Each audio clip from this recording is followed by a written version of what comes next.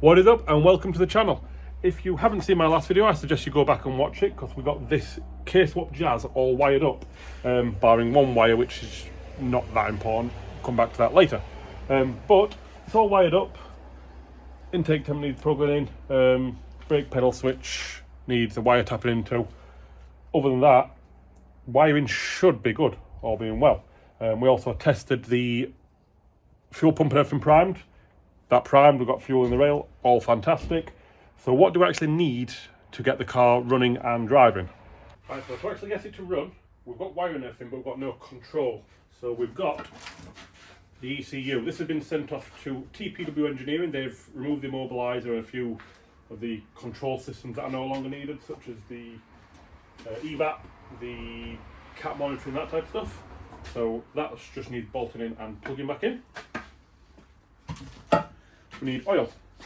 Got some oil, courtesy of OP Oils, all paid for, nothing sponsored, blah blah blah. Engine oil, gearbox oil. This is the gearbox oil we've got to use because it's the only one that's warranted. It's the only one that retains the warranty for the M Factory LSD. So there's the oil. The oil will fall straight out of the gearbox, so I've made some drive shafts. So they are just standard EP3 drive shafts. I've swapped the inner cups round, so they're on alternate shafts, and put some brand new outer CVs on, which are just Honda B series ones with the ABS ring knocked off. They should bolt straight in. If I've got any footage of that, can't remember if I filmed it. I'll chuck it in now.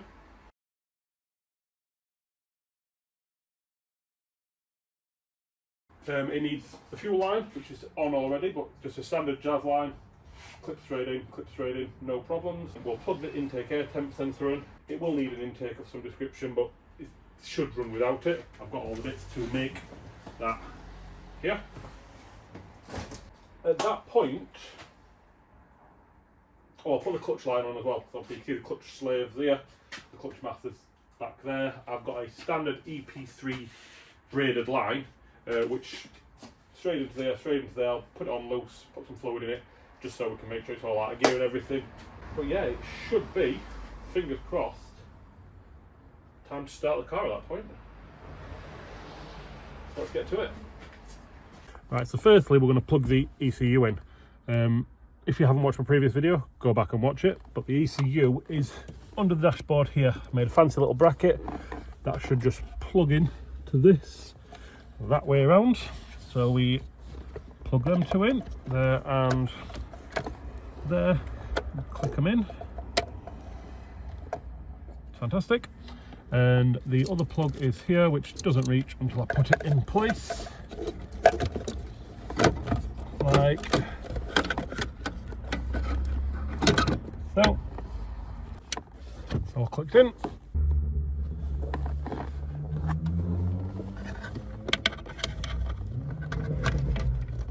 I just like to add pop and bang maps for dickheads.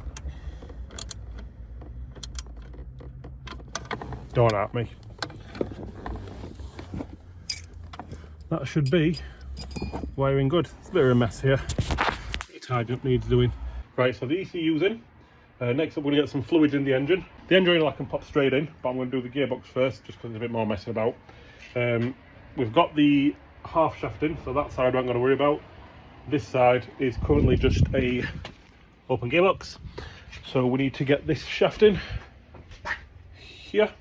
So we can bolt the wishbone up, bolt it to the suspension, and pop the shaft in, and then we shouldn't need to go back there. It's only a 2-minute job, just need to move our last car out of the way, pop the lower arm on, pop the shaft in, put a bolt in the suspension, and can top gearbox up. I forgot to press record, so this is a little update, really. I've been playing with this for a while and I can't get the drive shafts in. They fit on the gearbox, they fit in the hub, but they're too long. So I do believe that they're actually FN2 drive shafts, which are supposedly 30mm long or whatever they are. I'm just currently in talks with the breaker who supplied all this to see if we can get this resolved, because these shafts won't work. You put them in and you can't get the hub. If you put the outer CV in the hub won't move all the way up for the bolts to fit in. It's physically too long. they're all put together right, so yeah, it's not going well. So the idiot who'd put the drive shafts together, i.e. me, had not seated the inner CVs right, so they were sat too long with the boots fully stretched out, but they're in now. Bit darker now, but shaft's in, plenty of play on it. Same on the other side, they're seated nicely on the gearbox and the inner cups and everything, so that's fine.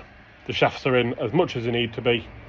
We're going to a point now where we can get the fluids in the engine, in the gearbox, and turn that key. Some mid-build motivation needed. Gearbox is drained up, so we need to fill it up. It's that bolt there which you can't see, so I'm just going to have a little pump, fill it up with the torque oil up there, and I'll meet you back up top with the engine oil. Right, so gearbox is full. I say full because I only actually managed to get about 1.6 litres in, supposedly all 2 litres, so either it's not very full, so it wasn't as empty as I thought, or it's cost the car on a bit of a slant. Obviously the back end is jacked up to try and level it out, but yeah, it's not took as much as I expected it to. I'll keep hold of that oil and top it up as necessary.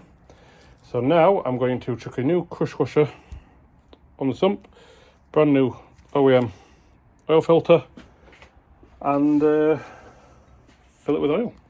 With how much of a fight this car's put up, I'm actually really nervous. Not even my look. It's going to explode.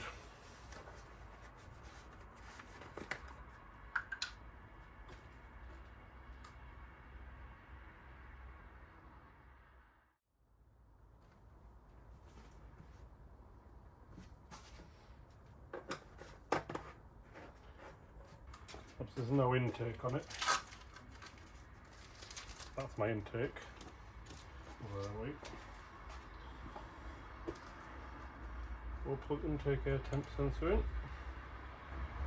so the ECU don't forfeit.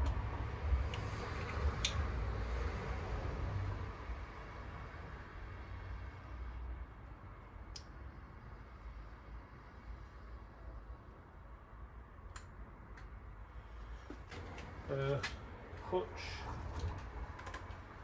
master I've not put on, but it's our gear. We'll make sure that's not a problem. No, not coolant fittings are on. You can't run it for long if it does run. Lamber's not plugged in. Probably should. Be wrong and it'll throw a code and stuff, but I'll go and plug it in. Lamber, intake air temp is there. That's capped off, capped off. We've got earths. Make sure it's that gear. Check oil.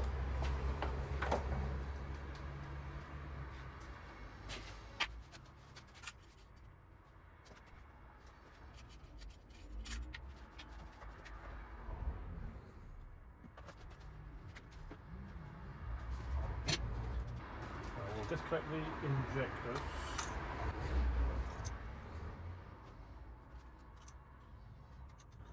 We'll have to build some oil pressure up first. Make sure it's out of gear. Out of gear, that's fine.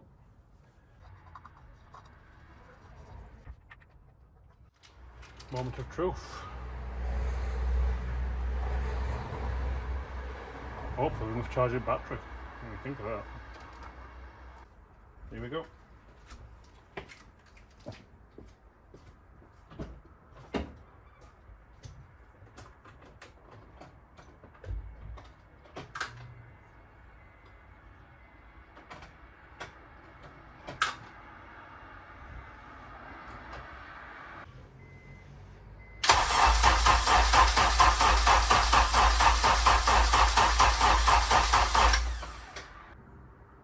I think the battery's on its ass. Don't think I'm getting enough RPM.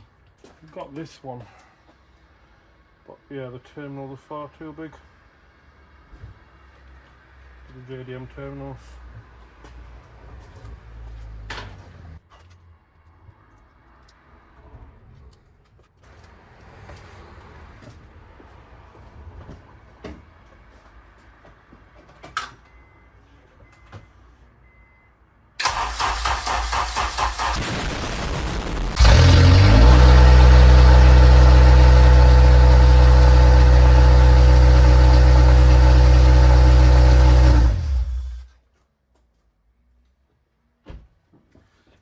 fucking starts. We're idling, but it started. Ooh. Good finish to the day.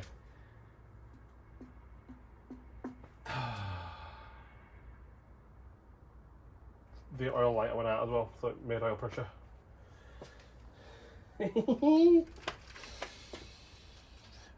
Right, I need to pack up now. I'm going to IKEA with the family.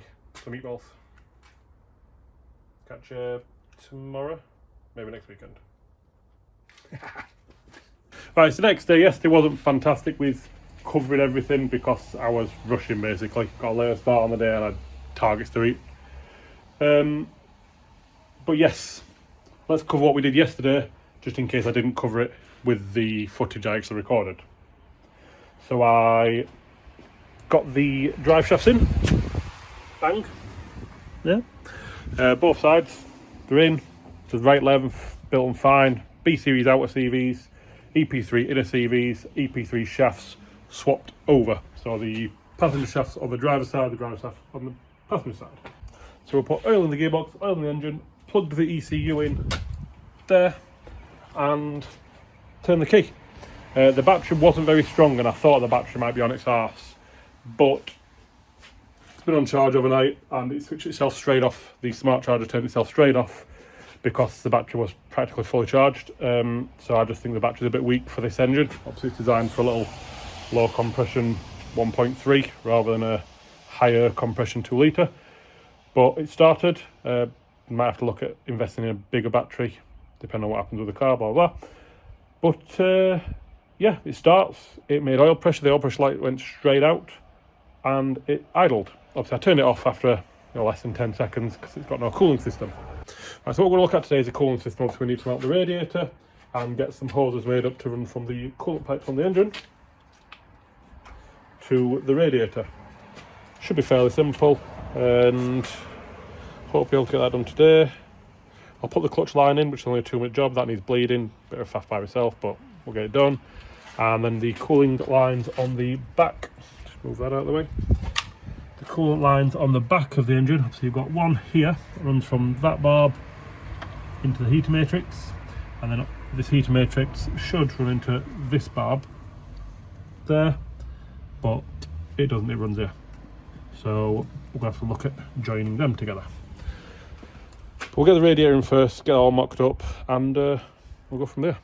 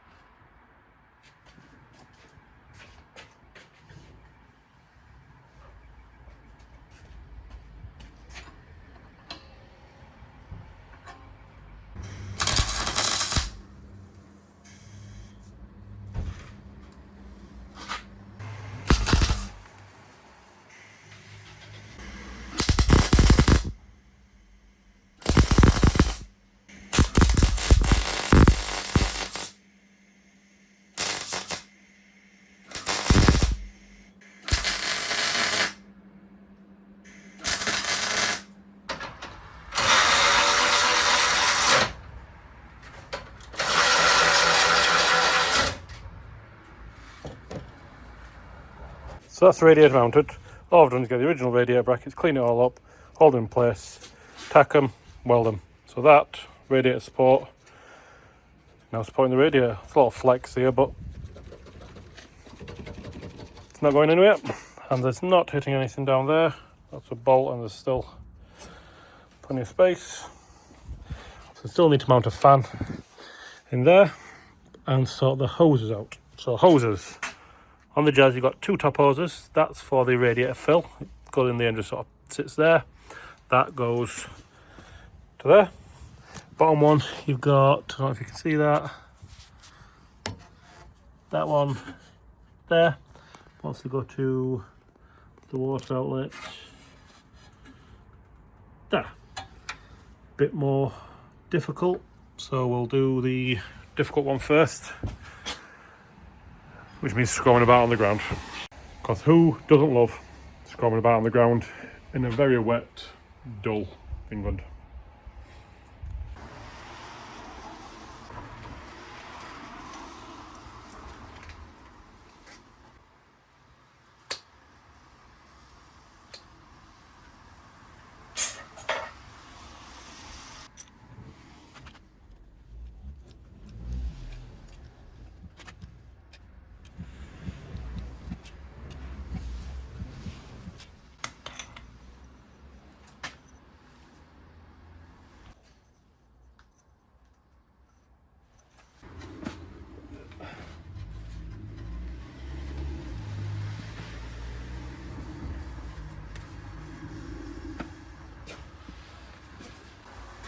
Right, so the bottom hoses are done.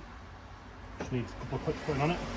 Top hose, a little bit more involved, but easier to get to, so at least I'm not scrolling about on the floor. So we've got the first joiner there, second joiner there. All we need to do is make a 90, join it into there, join it into there, a couple of welds. We should be good. Right, so this is what I've come up with. Got the 32 to 28 reducer elbow, 45 degree. Then in there, there's a piece of 28mm tube, which will get welded to this 32mm bend, which will get welded to this 28mm tube, which goes into the radiator. Plenty of space for the intake here. Doesn't get in the way of any of the shift stuff. Loads of room, and obviously plenty of space for the battery, even a bit of space for a bigger battery. So I'll weld this up, I'll weld that up, and then that'll be the radiator hoses done.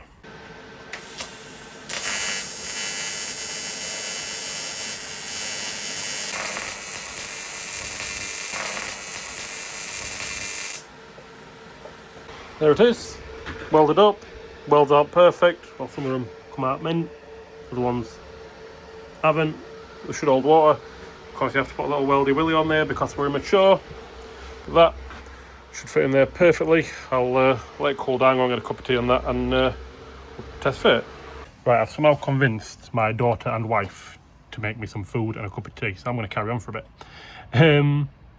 Right, so I've removed the battery tray and everything, and the plan is to look at these hoses back here. I know it's a bit of a mess, not ideal, but I will show you what I can. So, one of the heater matrix hoses, look at the original Jazz one, goes straight into the matrix there, avoids the fuel hoses and the vent hoses and everything, and goes straight onto the barb. No problems at all. The other Jazz hose, which should come out there, goes to here. See, not ideal when the hose is there. I've been trialling with a few things.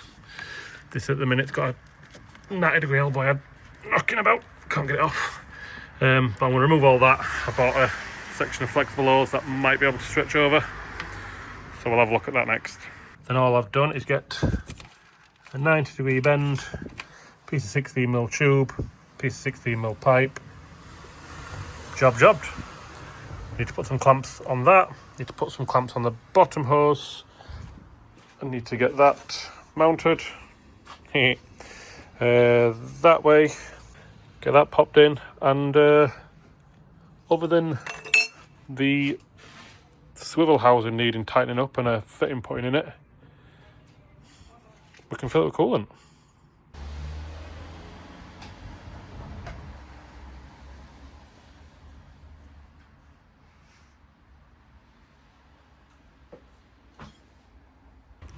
that is as plumbed up as I can get it right now. So we've got the top radiator hose, the one I've just made. A couple of clips on there, a couple of clips on there. Plenty of movement in that, so that shouldn't bind up or anything. The bottom radiator hose. There you go, onto top. I know it's dark in there, but onto top, onto bottom, all the clamps are on. At the back there, you've got the one that fits straight on with clamps on.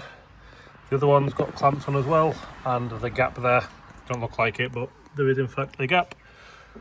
So other than the swivel housing there, having a great big hole in it for a sensor and needing tightening up, it should hold coolant.